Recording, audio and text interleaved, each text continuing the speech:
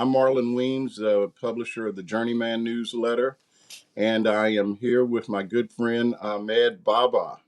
And we got a lot to talk about this morning, folks. Where to begin? What could we possibly talk about? Well, you know what? Before we jump into that, just a little bit of housekeeping and shameless plugs. As everybody knows, Ahmed has a wonderful newsletter. I have one as well, which I think is pretty good. And It's good. if this sort of thing is helpful, informative, or if you think we're funny, whatever the reason, and you want to support our work, please consider subscribing to both newsletters. If you can become a paid subscriber, that helps a ton. And for my newsletter, just because it's St. Patrick's Day weekend, I dropped the price of a paid subscription. I think it's 25% through the weekend. So if that helps make the decision, like I said, it helps us continue to do this kind of work. And from my end, and I think as well on Ahmed's, we both make our content available for free. When I do these kind of things, it's wide open for, even if you're not a subscriber, you're welcome to jump in and ask questions and so forth. So anyway, with that aside, um, I guess we have to Yeah. talk about Chuck Schumer. Yeah. I saw Posey drop a comment in there saying, let's talk about Schumer. We got more We comments got to coming in. talk about it. We gotta we gotta start with Schumer. I will say, and in case you just woke up from the last 24 hours, Chuck Schumer went from basically saying we were all the Democratic Senate was, you know, all together against moving this CR forward. And maybe you can explain a little bit what a CR is after I kind of lay it out. But Yeah. essentially, the House Republicans are they're trying to keep the government open, and they push this continuing resolution through without any input from House Democrats. And then the next step is it goes through the Senate, and they have to push it forward, and then the president signs it. Well, it's it's disastrous. I mean, it's basically like just giving all kinds of authority for the executive branch to just pretty much do whatever they want to. I mean, they're already doing that, but this basically would codify it, from what I understand. And so, within less than 24 hours, I think Schumer went from we're not going to help them, because let's face it, Republicans control everything. They've got the House, they got the Senate, they got the White House. So they have the votes theoretically to do pretty much whatever they want. So late last night, I look on my phone and see just the opposite. That Schumer says he's going to vote for it because things will really get bad if we don't. And Yeah. I don't know if this number has changed, but I've heard as many as maybe 8 other Senate Democrats are down with this too. So, Ahmed, Yeah. fire away. Yeah. You laid the land there pretty well. That's the state of affairs right now. It seems that unless things change, it seems like Schumer is leading a contingency of Senate Democrats to pass this CR. But I do want to note, like you said, it's not just a clean CR, continuing resolution, which essentially continues the same set of funding that was agreed to during the Biden Right. administration. That's what they were hoping to do. Democrats were hoping to do that, but instead they put in these poison pills that are even worse than poison pills. We have a random $1 billion cut to DC. I think it was like 13 billion cut to domestic spending, just basically giving them the ability to codify some of what Doge has already cut, which is not great. And then you also have effectively, I believe there's a clause in there that basically gives more power to Trump on these tariffs, so he can Mm-hmm. issue more unilateral tariffs without congressional approval, without Congress being able to put it up for a vote. So there's a lot of terrible stuff in this bill. And obviously, Schumer's argument is that it is a tough call, but at the same time, I lean towards having pushed for the shutdown, because if they were to shut it down, there's no guarantee it would reopen very quickly. And there is the other side of the argument is that they would use that time to then, because we'd have 800,000 furloughed workers. We would have, they would use that time to then now further dismantle government while it was shut down. So basically, Trump set Democrats up for a trap. You shut it down, you give them what they want because they want to further dismantle it.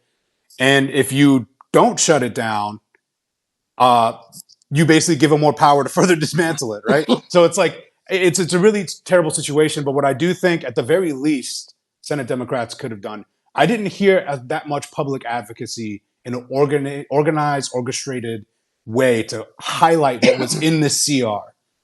Because I even work in this stuff, and from what The I'm only seeing, person I have heard really lay it out is AOC. I mean, yeah, I think Chris she Murphy was. a little bit, Yeah, I was on, or she was on. I think it was Jake Tapper's show yeah, yesterday, and essentially, there are a couple of things, and you touched on it. One of them is, and apparently there's some rule that allows the House to undo a tariff. If the president says he's doing hmm this because of some sort of a national emergency, which he has. I mean, he has said so many different things, though. yeah, Um, but there's a rule that allows them to sort of undo it, right? To yes, rescind the tariff, and they basically drop that into this bill, making it so that they can't do it. And they did it in like a really strange way. I heard someone describe it as, there's there's something in there where there's an amount of days that are involved, and they rewrote it to make it where like the day just never ends, yeah, like yeah, yeah, something really yeah, crazy. yeah. And so this to me goes back to what I've been saying. Just I'm probably driving everybody in my house crazy because they've just got our number, dude. They just, at some point, Democrats have to do something unpopular.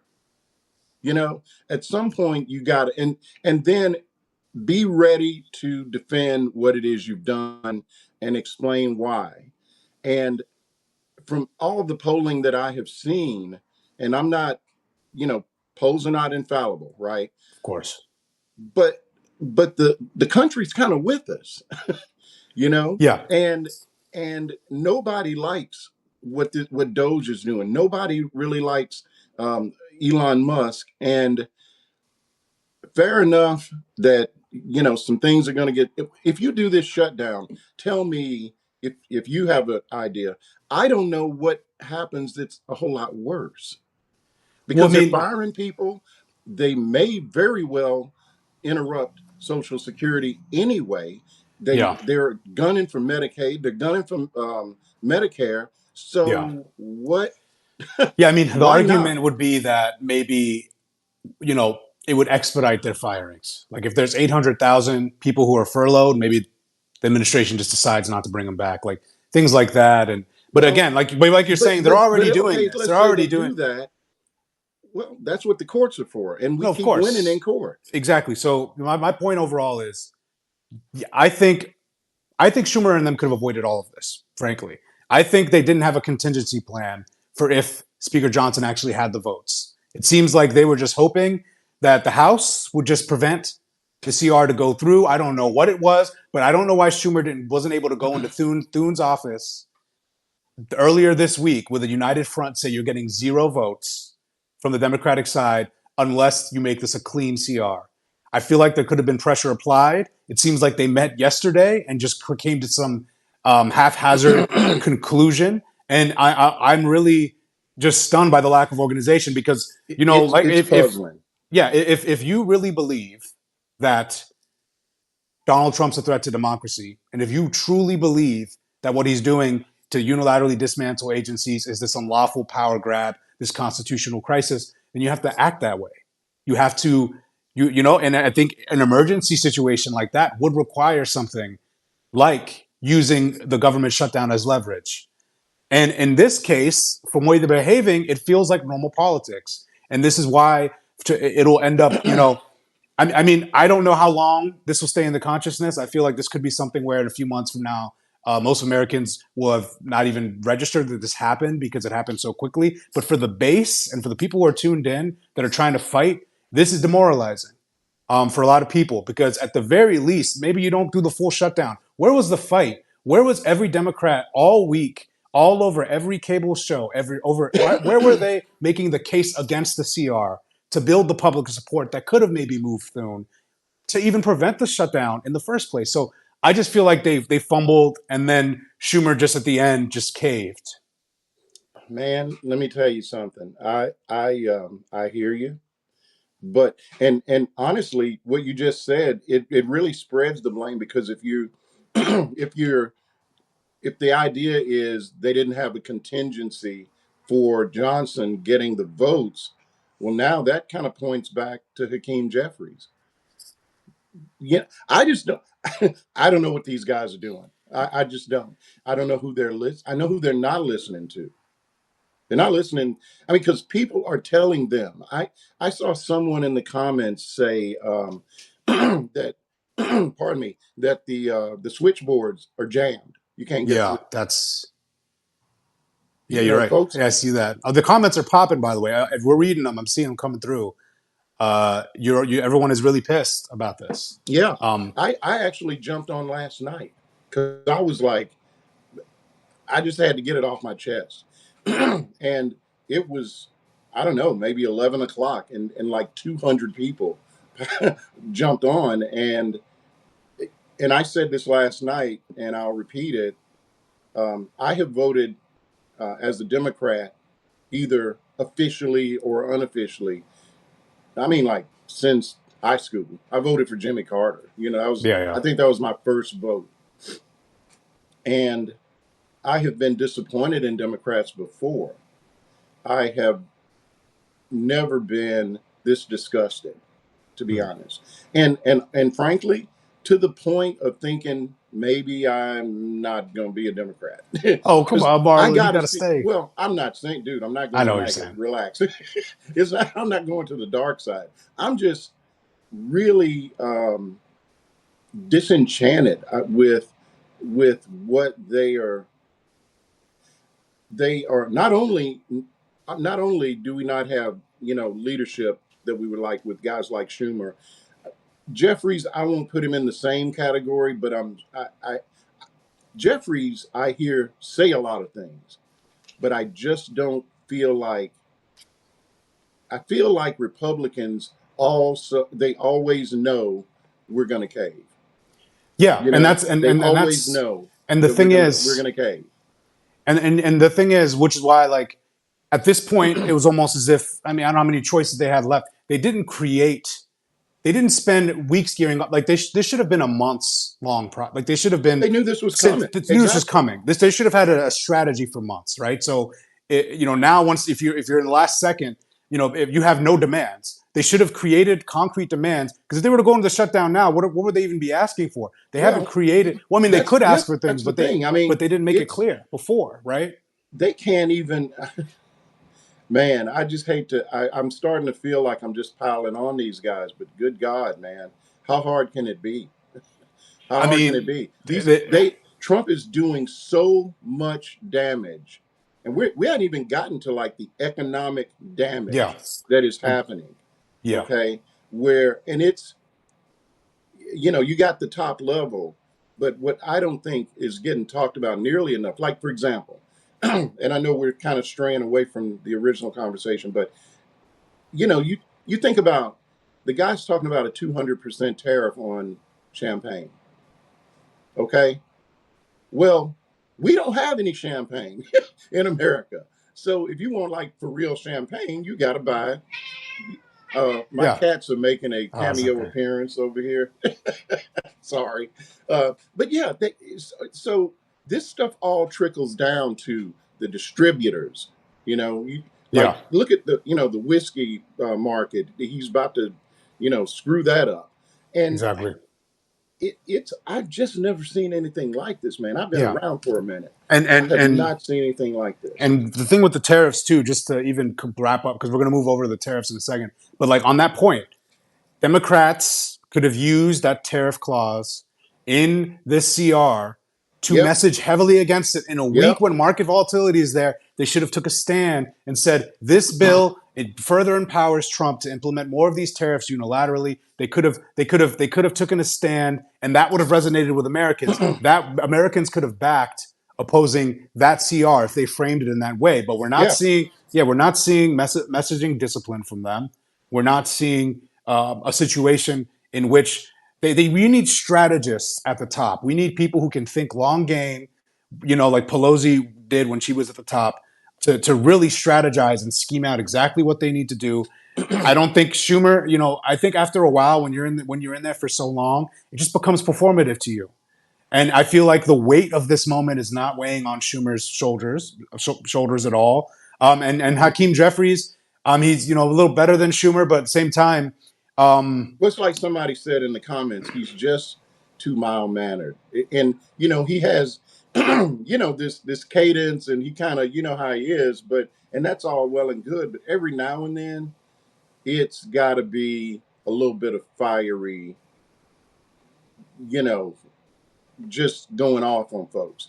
Like last night, apparently Schumer was on, I think it was Chris Hayes' show, yeah, I saw it. and he like called the Republicans bastards or something like, and then he apologized. Well, he's literally apologizing for doing that now. And these Yeah. guys, look, we're past, to me, the point of being nice. We're way past the point. I mean, and anybody that's been paying attention, you don't need me to tell you all the stuff these guys have been doing, all the things they've been saying, misgendering people, just not even low key racist stuff, right? And they're just waltzing around like this is, they're like decorum talk, let's all Yeah. be friends. And No, I and said and last night, it reminds me of me trying to date this girl that had no interest in me yeah, back yeah. when I was in It's high school. And it's yes. just, they can't accept. These guys are not trying to be their friends. Yes, there's a misreading of the moment Yeah. happening here, and I think, like, for example, one can argue having debates across difference, but Gavin Newsom's talking to Steve Bannon on a podcast over here, and then we Oh, have, yeah. just this idea that, like, again, I think what Democrats need to reckon with. They need to start moving with bravado, moving behind truth. They need to recognize Trump is failing right now, and I know we spent this early part talking about the failures of the Dems, but Donald is stumbling hard, and he misread his own mandate. He's pushing far to the right. He's pushing Project 2025. His poll numbers are tanking. We don't need to meet these people halfway. You I move know. on. You move on offense because his MAGA is a failed ideology, and Democrats need to move with that. We don't need to sit down with Steve Bannon to get his take on what's going on because it's a failed ideology, and you press your advantage. Right now, they're stumbling. Musk was I'm writing an article right now on Musk's terrible week. These people are crashing out badly, and we don't need to hand them wins. You press the offensive when they are stumbling the way they are. Like, again, I just quickly, I think people need to recognize, although they are pursuing Project 2025, Mm-hmm. they are doing it so idiotically and haphazardly. They're trying to do all the phases at once. They should have done. The plan was you purge, dismantle, install loyalists, then inflict agenda. They're doing all of it at once and stumbling over each other, Well, and you the think courts are about it. slacking them You down. got a guy driving the train that doesn't even know anything about this stuff. Exactly. He doesn't know anything. He's basically, so you got two different things going on. Like you Yeah. said, you've got the guys in the background that are trying to implement Project 2025, and then Mm-hmm. you got Elon Musk, who's basically implementing the same strategy he used to blow up Twitter. Exactly. Okay, Yeah. fire everybody, disrupt everything, and worry about it later. Yeah. You're firing the guys that look out for nukes. Yeah. Who in the world thought that was a good idea? Yeah, and no one wants that, right? And so Donald has. I thought initially JD Vance would be the operator. Instead, he installed Musk, who is just as unhinged and undisciplined as him, and that's why they're failing. But I would just for future reference, people should watch Russell Vaught's moves. He issued a memo 2 weeks ago. He's about to start a more methodical approach to this. So that's I'm something sorry, to who? watch. Russell Vought, the Oh yeah, right. OMB director who was Yes. the chief architect of Project 2025's first Hmm. 180-day plan. He's moving now. I wrote an article about that also in my newsletter. And basically, I would just say people need to watch for more quiet moves as they potentially limit Musk's public Doge maneuvers here in the coming days. But the overall point is they have vulnerabilities. Democrats should move with strength and bravado to target those vulnerabilities instead of always, when they win, they act like they lost. When they lose, they act like they lost. How about you just move? You have the truth and the facts behind you. Move with ferocity. Like, I why think y'all it's acting called. meek? I think it's called swagger. Move with swagger. Just a Move, little yeah. bit. I mean, I saw Schumer come out. I saw the video of him coming out to say that he was going to support this thing, and he just looked beat. You know, and it's Yeah. I mean, if he had like articulated some mass strategy, like in that moment, you say, "Look, we're gonna." Let's say if this was a good idea, which I don't think it was. If it was, articulate it. Say this is why we're not doing it, which he tried to say, but then say this is part of a multi-pronged plan we have. This is not the fight we want. We want this next fight that we're already scheming on. Like, give people clarity, at least Mhm. if you want to make this move. But it seemed to me they're just caving. They had a meeting, everyone disagreed, and then Schumer went back on what he said they were a no at first. Right. I know. So I heard that. Yeah, I heard there was like screaming. Yeah, Like who would? Oh, Gillibrand. Yeah, Gillibrand. Yeah, and she was basically taking the same position, I think, as Schumer, if I'm not mistaken.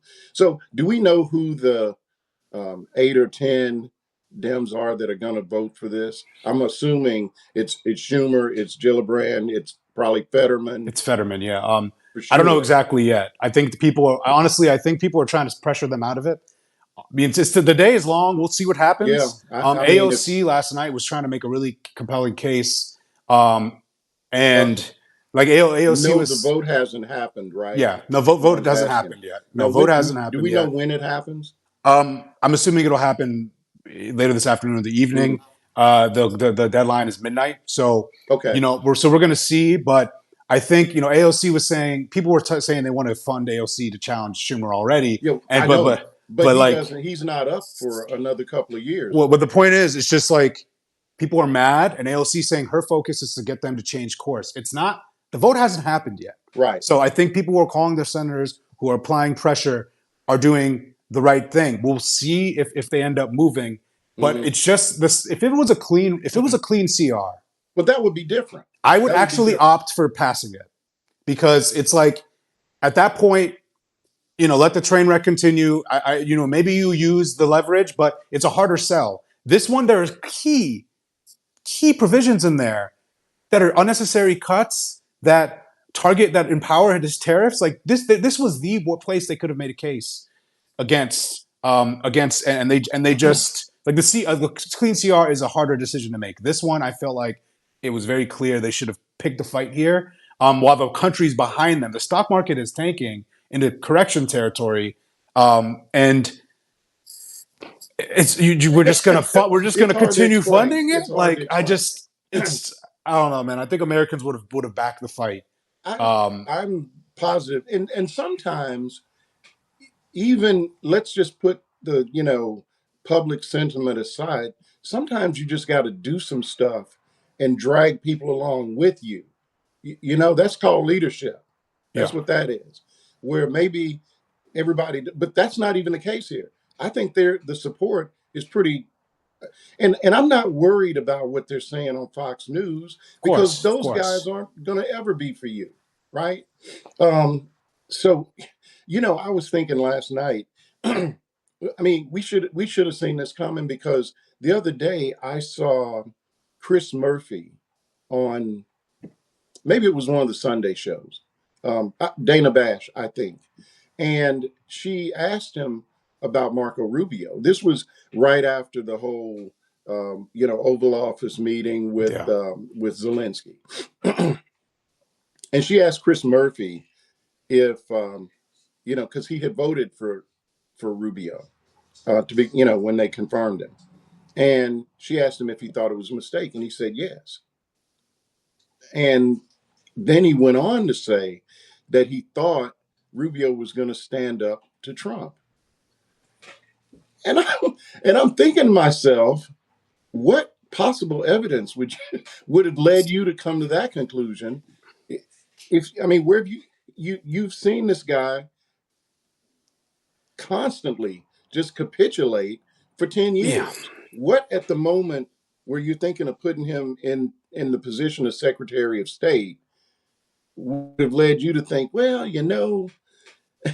he'll stand. I mean, why would you think that? And that to Yeah. me really underscores just the way Democrats think. They're hoping for the best against all evidence. I think Chris Murphy, in spite of that, has been one of the stronger He Dems. has been. But I And will that's say, to me what to your made it broader point, so yeah, made it stand out it's so it's because I'm because like, I think there's been a real disbelief of how bad things are in the Republican Party and how bad of an authoritarian Donald really is. Like when mm-hmm. I spent the last, since the fall of 2023, warning about Project 2025. Like one of the first Mm-hmm. people, I was going on cable news shows warning about this. I've been out here literally raising hell about it. And I Yeah, would be in some rooms sometimes where people didn't really believe that it was actually going to happen the way it has. Right, last year, most of the people rooms I was in, most of the people in the panels, they'd understood the threat. But I think there are some people who use it as a performative messaging tactic. The anti-authoritarianism thing. sure, right. I think there's a good percentage of the Democratic Party that maybe still to this day might believe that it's still not that big of a threat. I don't know, but what I do know is that this past 2 months has been a vindication of the Trump critic. And I think those who were deemed alarmists are realists. And I think Democrats need to now reckon with the fact of what you're saying, that the Republican Party is loyalist to Donald. They are going to do what he says, that Donald is a raging authoritarian maniac, and they need to reckon with his instability and the fact that this is not a time like Gavin Newsom again. I'm bringing him up because it's a total misread of the moment. This is not the moment Yeah, to let's hear what these authoritarians really think and feel. No, they're losing, they're failing. The American public's turning against them. Press the advantage.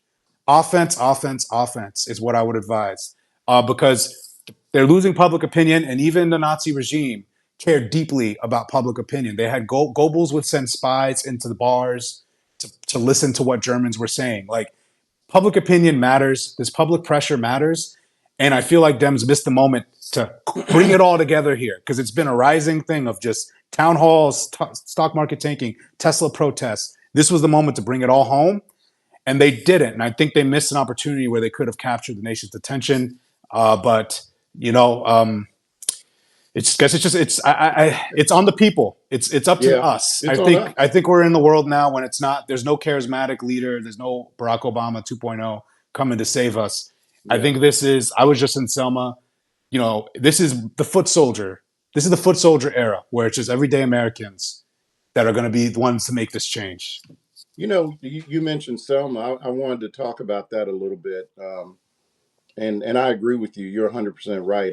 And when you think about Selma and how they were able to change public opinion, Mhm. you look at the tools that we have now, like this, that democratize the situation in a way that my parents, who all they could do was go march. You know, now we can do this, and I think that's important. But I wanted to talk a little bit specifically. I saw Byron Donalds and in Selma. I did not hear what he had to say. I heard what he said. I heard about what he said. Um, and I'm going to withhold my very strong opinion. I'm going to write something about, and it's one of those things where I have written probably 500 or 600 words about what I think about Black Republicans, and I just have to put it aside and come back Yeah, and say, well, okay, let's tone this part down a little bit because yeah. but it's just really maddening to me, having grown up, right there at the last days of Jim Crow. Hmm. to hear some of the things that guys like him say. Yeah, But and for the viewers, I could tell them what happened there. So, but also I see community activist Miss Faye. She's that's the name of the user there. She was in Selma with me. She was one of the educators in the group I was with. So just want to shout her out because she's in the great, comments. welcome. I'm And sorry, who was it? so if you scroll up a little bit, the person with the username community activist, her name is Miss Faye. She's an Oh, educator. okay, She's great, and she was down there with me. Also, if you know if you're listening, um, and you also just as a housekeeping, subscribe to our newsletters. We're covering all this stuff. We're doing a lot of work. Subscribe. You can get alerts when we do future lives. So do that as well. But yes, I was in Selma, and Byron Donalds, Representative Byron Donalds, who's running for Florida governor, he effectively went and he stood at the foot of Edmund Pettus Bridge. He was with this bipartisan delegation where literally Clyburn was standing next to him while he did this. And he gave remarks and praised foot soldiers, said he wouldn't be here without what happened at Edmund Pettus Bridge. And it was on the actual literal 60th anniversary. It was March 7th that right, he said this. And then right after that, he was asked, do you support the John Lewis Voting Rights Act, which includes pre-clearance, the restoration right. of what Chief Justice Roberts struck down in the 2013 Shelby v. Holder ruling. He said, no, I don't support pre-clearance. He was going off about it, saying we don't need it. So effectively, what Byron Donalds did was while standing at the foot of the Edmund Pettus Bridge, he he basically tried to dishonor the what those brave foot soldiers fought for, the very voting rights bill that they fought for. So that's what happened there at the foot of that bridge, and everyone was very mad about it. Someone yelled, "You not like us" from in the crowd. It was hilarious. So that's what happened there that day. I am continually mystified by the I call it a phenomenon, or the black Republican. And you know, I mean, my Yeah. grandparents considered themselves Republicans, right? Mhm. Um, not they weren't members of the party, but they my grandmother wouldn't even read the Arkansas Democrat, dude. Yeah. She was like, no. And so but it was because she was born in 1898, Hmm. when black Republicans were like a thing. They basically are responsible, they were very progressive, right? Yeah. Historically. So that's different. These guys, man, mm, and here's the thing. Yeah. First of all, they none of them really represent um, communities of color.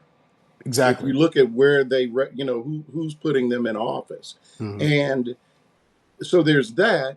And to me, if you're going to sell out, at least get something for it. I mean, Yeah. Yeah. Yeah. Yeah. these guys are selling out, and I guess maybe it's maybe the fundraising is that great, but I mean, yeah, DC, they're grifters. I mean, but I just don't.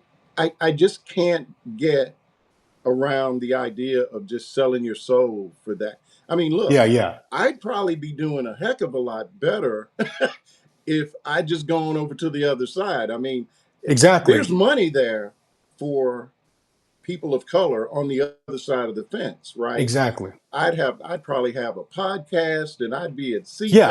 CPAC, and It's I'd a be raking grift. in the dough. But I just can't get down with that, man. Yeah, it's a total grift, and to see him down there and try to exploit what these foot soldiers fought for that day, and try to clout chase off it, and present himself as part of the black movement. No one was buying it there. No one really was taking it seriously. They were yelling in the Yeah, crowd. It was a disgusting moment, and even just to like even pivot beyond Byron Donalds on that, like just being there generally. Like I know that was a really bad moment with Byron there, but yeah. overall, it kind of just put things into perspective. Like we have people like Byron that are like dishonoring that memory and Mhm. that fight, but then we have other people who were there who were. I was with Mr. Charles Malden, who was 17 years old when he crossed the bridge. Ms. Joanne Bland, who was like 11. They're like these foot soldiers who were there, and they are still fighting now, and they're still optimistic. So it's like kind of put things into perspective. And I know we've been talking about a lot of authoritarianism, but like Yeah, if they survive Jim Crow, that's the worst form of authoritarianism in the modern era. You know, I Yeah. mean, of course, before that, slavery, but like we Right. survived worse and we bounced back. And I really think that's the energy that these Dems need to have. You know, they need Hmm. to move with the like, you know, this orange man named Donald's not going to be the thing that destroys us. Let's move with that confidence and that energy. Like we've beaten way worse than this, Well, and they that's need to move. They need to move with some strength. You know? yeah, yeah. That's what puzzles me because, um, and look, we're all human. I've been. This is, I guess, on the trajectory of emotions. This has probably been not the lowest point, but certainly way below the highest point, right? Yeah. But what I think about is, because I've got kids. I've got a son that's a freshman in college. I've got a daughter that's about to graduate. I've got two grown sons from my first marriage. And so I think about them and I'm like, you know what? My parents, we're not even talking about slavery, like you said, just Jim Crow. Yeah. I mean, I have had the experience of being told I couldn't join a boys' club because it was whites only. I I know. mean, so I know that kind of thing can happen, and it ain't that long ago. And I've told people when I used to work in New York, we'd be sitting on the trading desk, and sometimes it gets slow, and cats are swapping stories about whatever, and I always knew that I could get guys by just saying, so yeah, I didn't go to school with white people till I was in the seventh grade. And they're looking at me like, wait a minute, what? Yeah. Because in their minds, and I think someone said, I was talking to somebody the other day. I think it was, I don't know if you run across Khalil Green, the Gen Z Oh yeah. historian, Yeah. Yeah. Yeah. Yeah. right? I've And he seen him. said, yeah, you don't see color pictures of that time frame very often, even though, and that's what it makes people think, oh man, that was back in this bygone era, but Yeah. it really wasn't that long ago. So all that to say, yeah, shit can get bad, and it is bad right now. It can get worse, but we can still survive, right?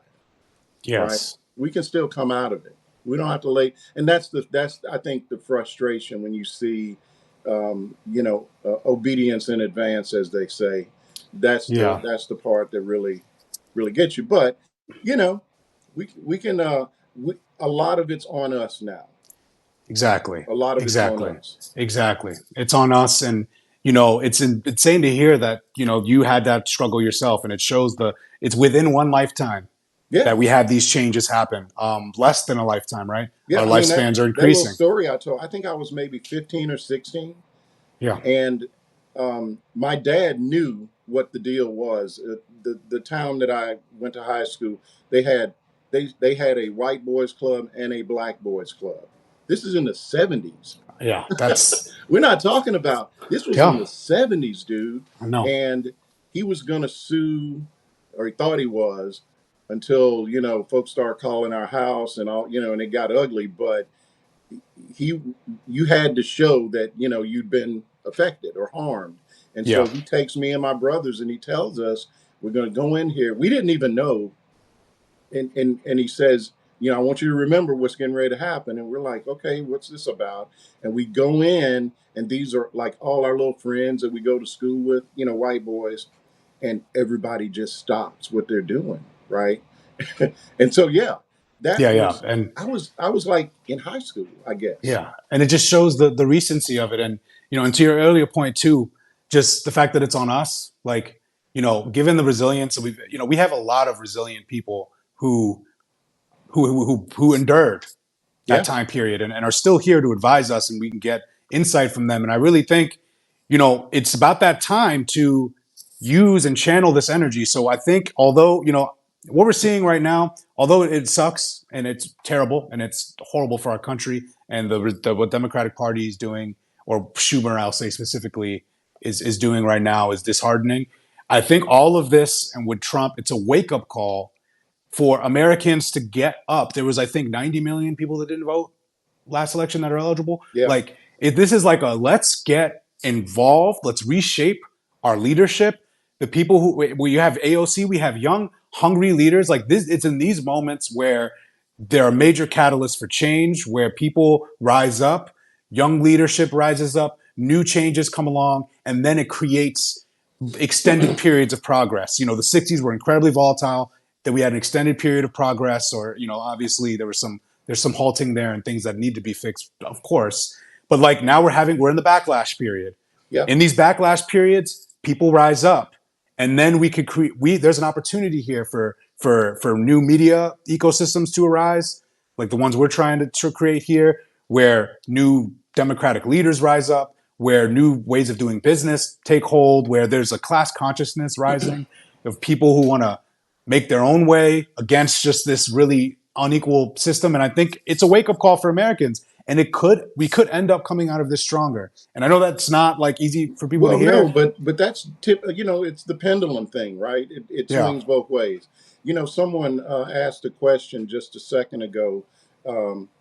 Basically, how do we reach people who aren't getting this? And I And that's think, Jen Hunter. I just want to say she is a rant. She was an OG rant subscriber. Marlon used okay, to write with rant back in the day. So this is an OG rant person still in the rant community. Jen Hunter in here. What's up? But yes, so go ahead. so I just think, one way, and I mean, yeah, it's sort of self promotion, but there's going to be a recording of this conversation. I try to repackage it and put it out there, and it'll be on YouTube, it'll be on in podcast form, and what one of the good things I think just in the last month, and I don't think it's coincidental, is just the enormous flood of people of color that are hitting this platform. Yes. I've been on Substack since, I mean, like since 2020. Yeah. I started my newsletter shortly after, you were publishing some of my first, sort of opinion pieces on Rant. And that was back right at the beginning of COVID. Hmm. For the longest time, you just didn't really see a lot of black folks on Substack Yeah. because, there was Twitter and Hmm. there were all these other things, right? Um, so for me, what I'm trying to do is reach out to folks like you, Garrison Hayes, Yep. um, Khalil Green, just other people, and offering up my platform and it's not huge, but it's not the smallest either. But what it does is it creates that content Hmm. that we can push out, and you can Yeah. clip it and do all this stuff. And that's what I find really useful about this platform. And it kind of goes back to what I was saying earlier. All our folks in the 60s had was cardboard, Yeah. and Yeah. magic markers, right? And so we've got a lot more tools that if we use them properly. um I've got to get better about posting stuff on TikTok and Instagram, but yeah, I'm getting there. Yeah, yeah, yeah. I mean, no, that's a good point. We have more tools at our disposal. You know, MLK didn't have TikTok. He couldn't do his sermons, online. But like even then, back then we all kind of had our own, centralized places we'd all get information. But now we can serve more communities. We can serve people who aren't tuned into news by going on these different platforms, reaching more people. And you're right. I'm glad you. It's really honorable you're bringing on, people of color on this platform and talking to them because we need more of it. And frankly, I think like just on the audience side, if you're watching and you're someone who likes independent media, support them, right? Like support the brown and black people, the people of color, the women. If you want diverse voices in media, right now there are no campaigns to fund, right? Kamala Harris raised $1 billion for a campaign in a short period of time. A lot of it grassroots money. Can you imagine if that amount of energy went towards independent media of all kinds? We would have an entire we'd have 1,000 Midas touches, right? Like that's what's necessary here. There needs to be grassroots support. So if you like this podcast, subscribe to, this thing we're doing, subscribe to us. When you see other people out there, like Jim Acosta just came on here. Yep. He's gone independent. Joy Reid is over here. Don Lemon's making TikToks. Like we are in an Don Lemon's on ecosystem, here now. I and saw him he's on on. here the other day. Okay, he's on here now too, and this is Pete what it's Buttigieg about. just jumped on, I think, like in the last day or so. Yeah, we need to create an independent media ecosystem. It's about trust between, people that are authentic and just regular everyday Americans that are just trying to make a difference. And we create this ecosystem, we can change minds. We can really change minds because one thing I know, like I grew up in Virginia, I grew up around a lot of Republicans. They listen to me. When I have an opinion, they know me. They know I'm a good person. We got same opinions on a sports team or a movie. We have these other connections, and I think that's what's missing. And I think if we keep creating this authentic content and these conversations, I think we can even reach beyond the bubble that we have now. So that's what we got to do, man. So you're spot on. Well, what have we left out? We've hit the Democrats. Everybody knows what's up with Trump. What are we looking at like in the next week? I mean, once we get past this CR, let's assuming that it goes like I'm afraid it's going to. Um, the interesting thing to me, and this is, I guess, maybe going back to your point, a lot of people know me from my previous life, working in finance, being on Wall Street, that sort Yeah. of thing. So I, Yeah. up What are you hearing until, from them with I'm all sorry. this? What are you hearing from them with all this going on? So so I have about well, a handful of guys that used to work on the trading desk that I ran before I left New York. And in fact, the last thing I wrote, I kind of referred to it as the Society of Black Ex Traders, Yeah. and because there's not that many, right? And we talk about all this stuff all the time. I mean, not like a big conference call, but I'll be driving to the store and one of them will call me up, dude. Did you see such and such? This is going to Yeah. screw up X, Y, and Z. And we're Mm. talking about it from the point of view of the markets and so forth. And it's I just like if I had to say right now, we're looking at stagflation if we're lucky. And Yeah. if we're not, it's just going to be like full blown depression because we just, I think it was yesterday, the market, you hear people talk about what they call a correction. Yeah. And, there are different definitions, but it's basically when the market pulls back a certain percentage from a high point. Hmm. 10%, sometimes 20%. 20%, you're talking about recession, Yeah. okay? But I want to say the S&P has pulled back 10% from where the high point, the I recent high think I think point. the Nasdaq just did as well. I haven't even looked this morning but I don't suspect it's going to get any better. But anyway, the point is, it has happened in the shortest period of time, like maybe the sixth shortest. I mean, going all the way back to the Great Depression. Yeah. This guy has blown up the economy quicker than anything I've ever seen. And I got into the securities business in 1983. So I have seen the crash of 1987, just you name it, man. 9/11. Yeah. I was working in New York. I had just gotten to New York Mm. when 9/11 happened. Okay.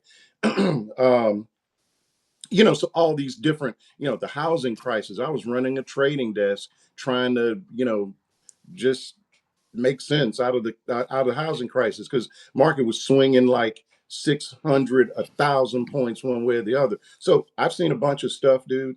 I ain't never seen nothing like this. Yeah. This is like a guy just walking around with a gun to his own head. I've just Yeah. never seen anything like this where he's defying everything that we know is true. I mean, he's telling us tariffs are the opposite of what they are. And not just him. I heard his press secretary a couple of days ago challenge a reporter who said, he said, I have paid tariffs personally. I have had a business. And so, anyway, after he asked whatever his question was, she said, tariffs are a tax on other countries. It's just the opposite of that. Yeah. Yeah. And Yeah. I just don't know how a person stands in front of the world and says something like that and thinks that we believe her. I mean, to me, it's just, yeah, it's total gaslighting. But I guess the point is, what to what end exactly? That's the Because thing. Yeah. that's the part I can't.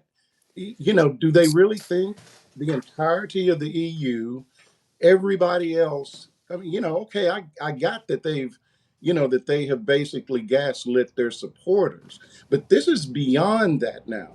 We're talking about the rest of the world is looking at just the most incompetent political behavior I've ever seen. It's so incompetent, and he seems to have some obsession with McKinley. He's believed in tariffs his whole life, from what I've seen. No, It's I don't know. and he keeps talking about McKinley. And if you look back at McKinley's 1890, the 1890 tariffs when he was in the House before he was Yeah, president, guess what? Rose prices, and the House Republican, the House, his party at the time, they lost the House, right? So it's almost like, okay, well, I guess if you want to repeat history, be my guest.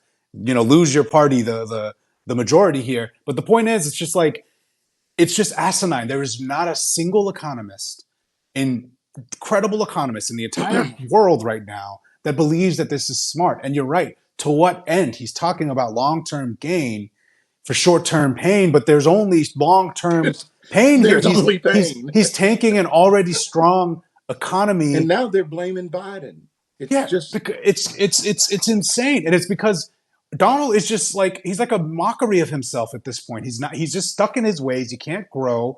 He has this. We're just getting raw, unadulterated Trump id and MAGA id. He just has these feelings, and also I really think he's so high for power that he feels like the tariffs is the biggest tool he has control over because he doesn't have much else. Like he's trying, but he keeps getting mm, blocked by the courts. But the tariffs the only mostly the most powerful legal tool he has currently that's not unlawful that he can use to just bully people he doesn't like. And I think he's using it, but right now the people he's punishing is American consumer and our allies. And yeah, if you actually, when I think about it more, if you fit this in within his foreign policy of where he wants to align America with Russia and with these authoritarian countries, it makes sense. It's I almost know where like you're going with this. you're weakening our allies' economies, weakening our own economies. You're actually raising, because he wants to cut taxes for the rich and corporations. He's raising taxes on everyday Americans. He thinks that tariff will offset the money he's gonna give to the billionaire. So that he thinks that covers that, and he's weakening our allies in the process. So the more I think about it, it makes sense for his insane personal ambitions. But the thing is, he doesn't have to run any more campaigns, but House Republicans do. So they're going to be the ones that deal with the fallout from this. And I think they're cooked, man. I think in 2026 they're absolutely cooked, even with the Democrats floundering right now. I think House Republicans are cooked. Yeah, yeah, I think you're right. Um, the bad news is we just got to make it to to the next to the next election. But the other thing too, it is like, so for example, Howard Lutnick is the Secretary of Commerce. I know Howard Lutnick. I mean, we're not personal friends. Yes. I used to run a trading desk that was literally in the Cantor Fitzgerald building. Okay. Howard Lutnick was the CEO of Cantor Fitzgerald. Hmm. He and Cantor Fitzgerald actually had a minority stake in the firm I worked for.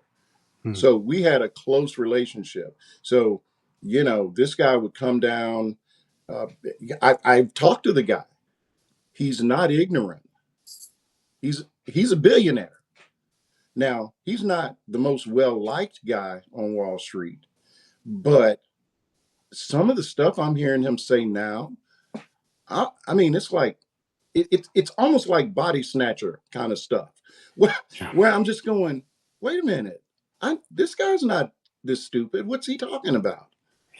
Yeah. I These. cannot. Yeah.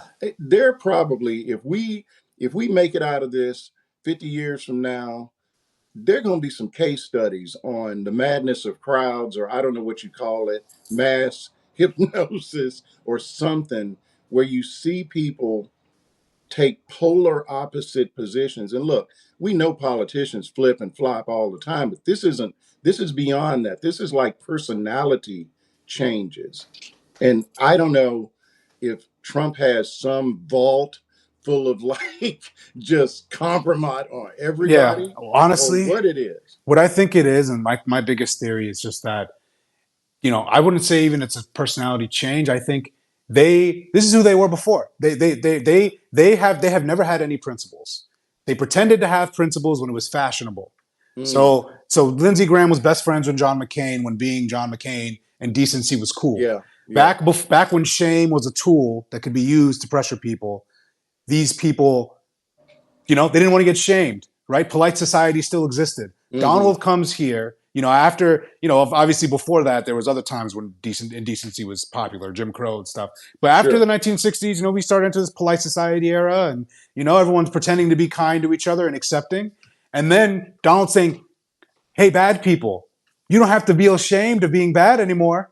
Look at me. I'm a depraved asshole, and I rose to the highest heights of American life. I'm a billionaire. I got all this money. I got the presidency. You can too. So stop feeling ashamed for being a bad person. And that's what we're seeing here. And now all of these people, the Marco Rubio, you can still see remnants of his soul buried down there. That's crying out, Boy, trying to get out, man. You crying could out. just But see he's just like, how did I get here? Lindsey Graham and these others, this is a performance, and I have evidence of that because Lindsey Graham. This is one key thing, just quickly. Back when the impeachment hearings were going on, and Eric Swalwell or Adam Schiff was giving historic Hmm. president. Like he doesn't get enough credit for that. He was remarkable during those I impeachment know the hearings, speech you're and talking he about. was killing it. And then Lindsey Graham went up to him in the bathroom, according to the Democrats, and said, "You're killing it out there, man. You're doing fantastic." To Adam Schiff, Okay. and that to me says, "Oh, you think this is all performance art? This to them is performance art, and because they have an amoral worldview, they project that onto other people and think they're also doing performance art. So essentially, what this is, no moral compass for these billionaires and people around Trump right now. They are just proximity to power, hungry people, and they're maneuvering. For those in the masses that don't benefit from this at all, that's a cult-like behavior. That's them having that. That's what that is. And I don't. I know some people don't like that framing, but there No, are no, some that's no, people. that's what it is. I mean, Yeah, it is. I mean, if you look up the definition of cult behavior, and I don't know if there are like 10 bullet points on what that is, they pretty much are going to hit. I will just close with this.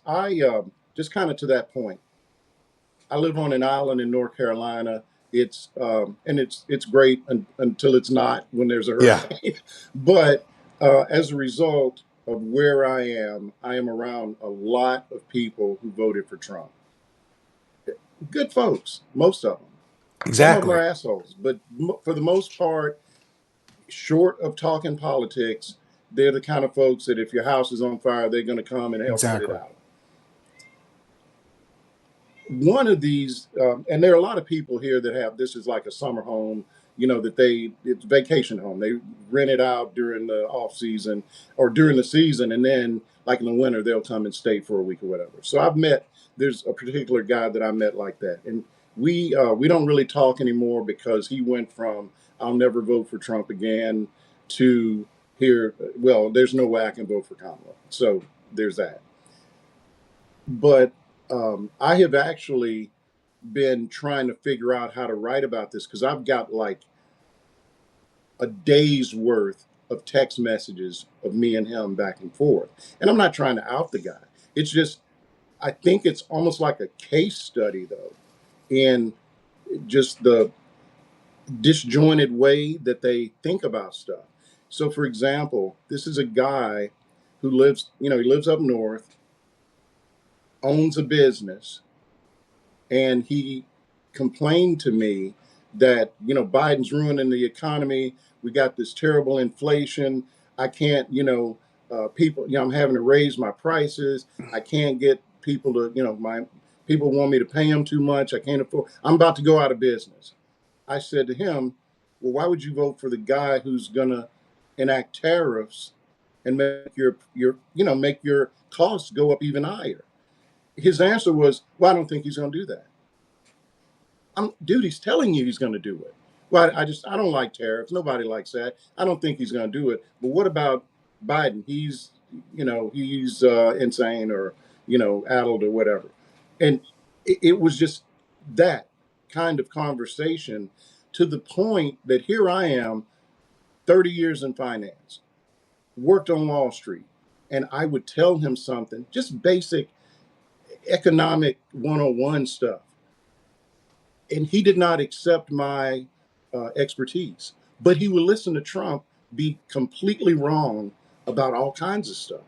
So there's just no way to explain that, absent this cult-like sort of behavior.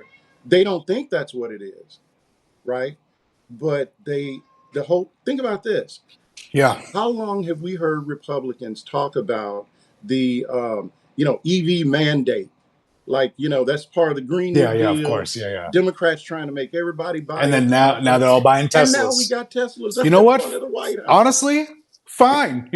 Buy it so we can combat climate change. Dude, I mean, let it be a it's just, Republican I thing. know it, and But I'll yeah, never own a Tesla. neither will I. I will ride around in a hearse before I will buy a Yeah. Tesla. Yeah. but okay, fine. But it's just such a dishonest Yeah. way of behaving that I It's just never seen anything and like. and I see people in the comments talking about the propaganda, and what it is Trump is the biggest identity politics purveyor of all time. And what he's doing, he's pulling into people, and he's selling them the story of greatness. He's making, I think also there's something else here that I wrote about before. It's the pandemic trauma, and just what happened during the pandemic, and like people feeling lost and lonely, and that they Mhm. don't have purpose. Trump sells his people purpose, which I know it doesn't sound like our kind of purpose, or it's clouded in indecency, but he sells them something that they really like, and then they ignore all of the other stuff, and they think, oh, he's just talking and he won't actually do these other things. But and he's a con man. He's a classic charismatic con man that makes people love him.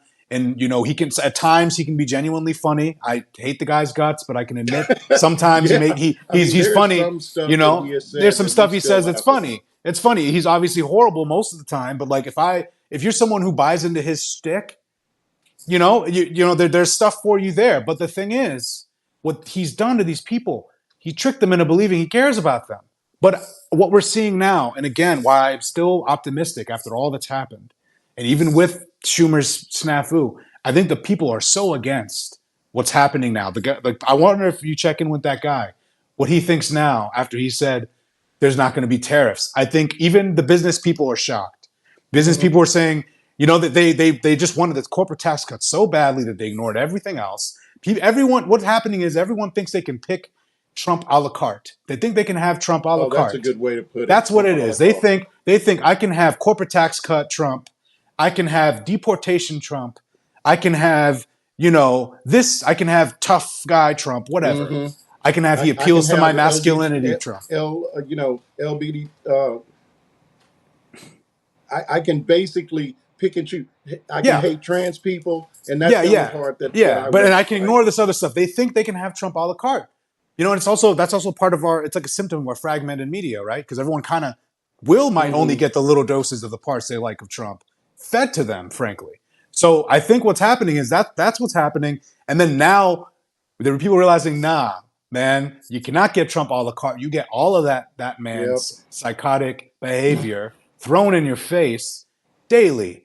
And that's what's happening now. His id and his brain, we're living within his worldview of just an erratic, miserable, self-hating, unstable person that just self-sabotages constantly. His life is a Hmm. story of self-sabotage and then climbing out of the self-sabotage. That's what's happening to America right now.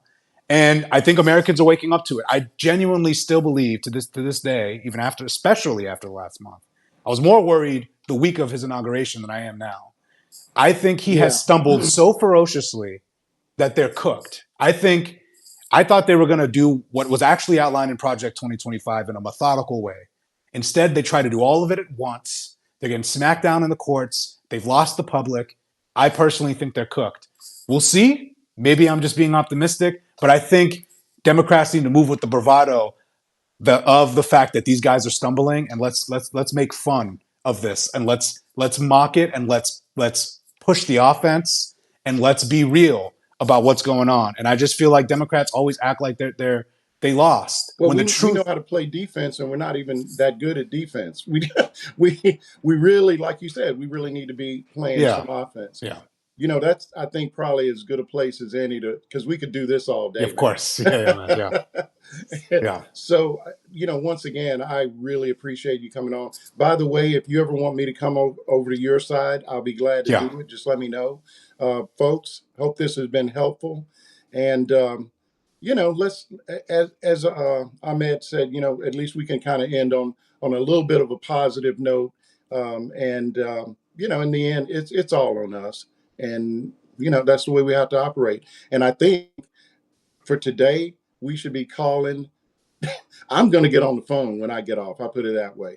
And by the way, if you look in my feed on notes, there's a video from a guy named Joshua Doss, who I love. He's a great strategist, young guy, Mm-hmm. and he's talking about I guess it's a Supreme Court election in Wisconsin Mm-hmm. where um Democrats had the majority, but there's one person that's stepping aside. So there's a vote coming up, and so that's one of those something you can do today kind of things where you know Elon Musk and Trump are throwing money at the Republican, whoever that guy is.